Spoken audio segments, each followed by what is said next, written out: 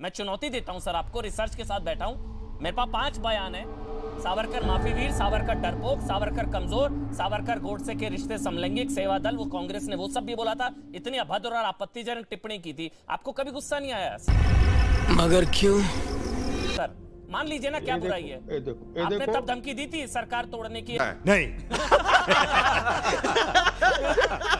आज आदित्य जी ने कहा है और संजय राउत जी ने कहा है। चलिए फिर एक काम करते हैं, कमरोल भाई बैठे हैं कांग्रेस पार्टी से, आप बोल दीजिए आज के बाद अगर सावरकर पर बोला राहुल गांधी ने कुछ गलत, क्या कर लेगा तू? आज के बाद बोला तो एक बार बोल दीजिए अब, आज के बाद बोला अगर सावरकर पर एक भी शब्द गलत तो गठबंधन तोड़ देंगे, बोल दीजिए एक बार।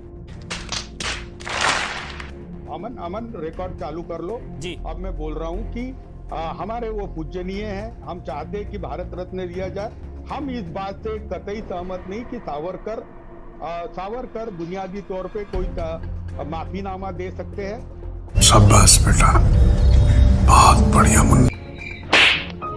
सावरकर या गांधी जी के बोलने पर एक टेक्निकल ब्रॉडर परस्पेक्टिव से वो आए थे, तो उन्होंने उसके बाद सामाजिक कार्य भी किया। अमन जी, हम भारत जोड़ो यात्रा में राहुल गांधी को अपडेट नॉलेज कराएंगे कि सावरकर अभी आपने बोला मैं को आगे बढ़ना है सर। क्या करना है तुझे, डिसाइड कर, क्या क्लियर कर दीजिए। बोलिए आज के बाद बोला अगर सावरकर पर राहुल गांधी जी ने, इस सज्जन को क्या तकलीफ है भाई, तो हम गठबंधन तोड़ देंगे, एमवीए तोड़ देंगे, एक बार बोल दीजिए। नहीं, हाँ बोलिए ना किशोर तिवारी जी, आपके पास अथॉरिटी है सर, सीनियर लीडर है आप बोलिए आज के बाद बोल दिया अगर राहुल गांधी जी ने सावरकर जी पर कुछ। बवासीर एक आम समस्या है। हाँ मुझे मालूम है अमन, तुम ऐसा बुलवाना चाहते हो कि म्यूजिक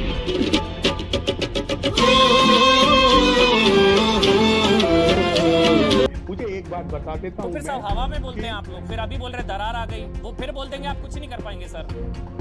अरे कहना क्या चाहते हो? आप मैं बता रहा हूँ तिवारी जी, आप कुछ नहीं हो पाएगा आप लोगों से। जब गठबंधन में थे तब रोज अपमान होता था, आपने क्या कर लिया? अब कह दिया संजय राउत जी ने दरार आ जाएगी, वो फिर बोलेंगे सर, वो फिर बोलेंगे, आप कुछ नहीं कर पाएंगे। अरे अमन मुझे बोलने दो ना, हम सावरकर का अपमान नहीं सहेंगे और सावरकर हमारे लिए पूजनीय है।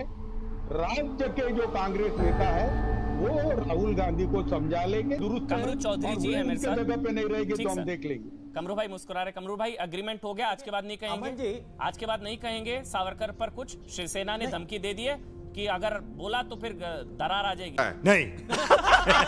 मैं गांधीवादी वाला विचारधारा से बिलोंग करता हूँ, अमन जी हो सकता है सावरकर वाला विचारधारा से बिलोंग करते हैं। लेकिन एक तो मैं फैक्ट्स आपके बताता हूँ। सावरकर का अपना हाथों से लिखा हुआ किताब 6 glorious years epoch of Hindu history by Savarkar, उसमें सावरकर जी ने छत्रपति शिवाजी महाराज को उन्होंने निंदा की थी जब उन्होंने ये एक गवर्नर है मुस्लिम गवर्नर, उनका बहू को जब यहाँ से वापस लौटा दिया था इज्जत सहित, क्योंकि सावरकर का आइडियोलॉजी अपना हाथों से लिखा हुआ था। उन्होंने रेप को एक इंस्ट्रूमेंट ऑफ पॉलिटिकल आइडियोलॉजी का हिसाब से वो स्वीकारते थे कि ये एक आइडियोलॉजिकल होना चाहिए था।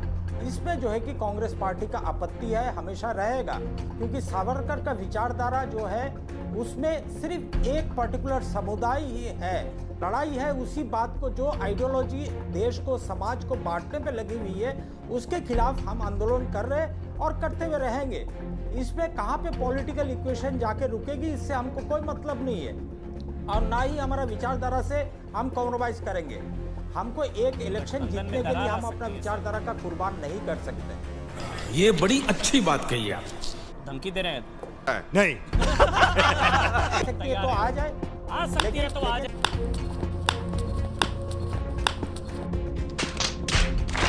बताइए तिवारी जी, आप अगर तिवारी बोलोगे जी बताइए। कमरू भाई बोल रहे हैं आ जाती है तो आ जाए, उनको फर्क नहीं पड़ता। बोलिए बोलिए तिवारी जी बताइए, वो कह रहे हैं आती है तो आ जाए, हमको फर्क नहीं पड़ता। अब नहीं बताइए आप। नहीं ये देखो लार्जर इंटरेस्ट के अंदर मेरा देश में जब अमन जी मेरा democracy लड़ाई नहीं- एक कमरू भाई आ रहा हूं। विचारधारा से है, कमरू भाई आ रहा हूं। एक विचारधारा के खिलाफ है, लेकिन ये विचारधारा में अगर शिवसेना आती है हाँ। तो आती है, अगर कल तृणमूल कांग्रेस आती है हमारा विचारधारा के बीच में तो हम उससे लड़ाई करेंगे, अगर वहाँ पे समाजवादी पार्टी आती है, आरजेडी आती है तो हम उससे भी लड़ाई करेंगे, लेकिन हमारा विचारधारा में चलने वाला दल ही हमारे साथ रहेंगे। देखो देखो उनका ओपिनियन उन्होंने दिया। हमने कहा कि सावरकर के बारे में राहुल जी के जो विचार है वो विचार राहुल जी के समग्र नहीं है। सावरकर जी यह स्वतंत्र वीर थे और बहुत बड़े दार्शनिक थे। उनका कंट्रीब्यूशन ऐसा अंडर एस्टिमेट करके भारत जोड़ो यात्रा का महत्व कम करना है, मैं तो यही बात से बोलूंगा। सावरकर जी की जयंती निकली, क्या किया था शिवसेना? अच्छा, कब निकली थी जयंती तिवारी जी? हाँ अरे भाई मुझे एक बताइए, आप बताइए ना, मुझे आपसे एक पूछ रहा हूँ बताइए। कब थी जयंती, कब निकली सावरकर? आप बहुत बड़े सावरकर भक्त बन रहे हैं, मैं आपको अरे बगुला मैं भक्त नहीं सावरकर- कहूंगा। कब निकली जयंती? अरे मैं खुद अंडमान में सेलुलर जेल में वो रूम सावरकर जी करके की आया। जयंती कब निकली? ठीक है, नहीं, बगुला लेकिन भगत, आप बगुला आप भगत, मुझे आप बस अरे बताइए भाई, सावरकर जी की जयंती कब निकली? अभी अरे, इतने बड़े सावरकर अमन, भक्त बन रहे थे आप, अमन, क्या हुआ सर? अमन मेरी बात पूरी सर सुनो। ए दादागिरी मत कर, वरना मोदी को चिट्ठी लिख। कब बताइए ना तिवारी जी। अरे ऐसा है, मुझे एक शब्द पूरा करने दो। मैं अंडमान बोलिए, निकोबार मुझे की नहीं पता सेलुलर सावरकर जेल जी की जयंती कब। से- अरे आप ऐसा बताना चाहते कि आप बताइए ना। तारीख और- अरे भाई सर वीर, और अभी तो रुको, क्लाइमैक्स अभी बाकी है। अच्छा नेहरू जी की जयंती पता होगी, इंदिरा गांधी जी की जयंती पता होगी, सावरकर जी की जयंती नहीं पता होगी ना आपको? आपको पता होगी नेहरू जी की जयंती, आपको पता होगी गांधी जी की जयंती, गांधी जी की जयंती पता है, इंदिरा जी की जयंती पता है, लेकिन वीर दामोदर सावरकर की जयंती आपको नहीं पता। जो समझ रहे हैं। शिवसेना के नेता को सावरकर, वीर दामोदर सावरकर की जयंती का नहीं पता, इसलिए मैं कह रहा हूं ये बगुला भगत वाली स्थिति है। इसीलिए मैं कह रहा हूं ये अरे, आप सर क्लियर हो गया, सर्टिफिकेट देने बैठे। क्लियर हो गया सर। मैंने